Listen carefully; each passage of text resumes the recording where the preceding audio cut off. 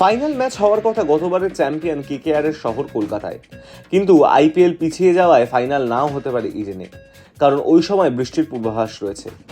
রিপোর্টে বলা হয়েছে 16ই মে থেকে আবার আইপিএল শুরু করার ভাবনা চিন্তা করছে বোর্ড।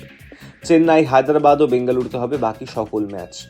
বোর্ডের এক আধিকারিক বলেছেন, যেহেতু আইপিএল এক সপ্তাহের জন্য বন্ধ রয়েছে, তাই 25শে মের বদলে ফাইনাল হতে পারে 30শে মে। পাঞ্জাব কিংস ছাড়া বাকি 9টি দলকে বোর্ড নির্দেশ দিয়েছে মঙ্গলবারের মধ্যে নিজেদের ঘরের মাঠে একত্রিত হতে হবে, তবেই আগামী শুক্রবার খেলা শুরু করা যাবে। 10টি দলের বিদেশি ক্রিকেটাররা কবে ফিরছেন সেই তথ্য বোর্ডকে জানানোর নির্দেশ দেওয়া হয়েছে। গত শুক্রবার আইপিএল বন্ধ হওয়ার পরে সেদিনই ভারত থেকে নিজেদের দেশে ফিরে গিয়েছেন বিদেশি ক্রিকেটাররা। নতুন করে তাদের ফেরত আনার প্রক্রিয়া শুরু করতে হবে। গ্রুপ পর্যায়ের বাকি 12টি ম্যাচ ও প্লে অফ শেষ করার জন্য অন্তত 2 সপ্তাহ সময় দরকার বোর্ডের। প্লে অফের জন্য প্রায় 6 দিন সময় লাগে। সেক্ষেত্রে গ্রুপ পর্বের ম্যাচ শেষ করার জন্য 6 দিন পাওয়া যাবে, অর্থাৎ প্রতিদিন 2টি করে ম্যাচ হতে পারে। সেভাবেই সূচি করতে হবে ভারতীয় ক্রিকেট বোর্ডকে। তবে তার মাঝেই চিন্তার কথা জানিয়েছে আইপিএল এর কয়েকটি দল। নতুন করে প্রতিযোগিতা শুরু হলেও দেশে ফিরে যাওয়া সব বিদেশি ক্রিকেটারকে পাওয়া যাবে কিনা তা নিয়ে সংশয় রয়েছে।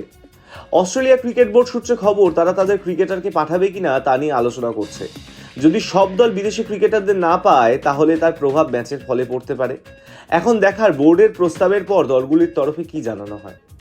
High News network.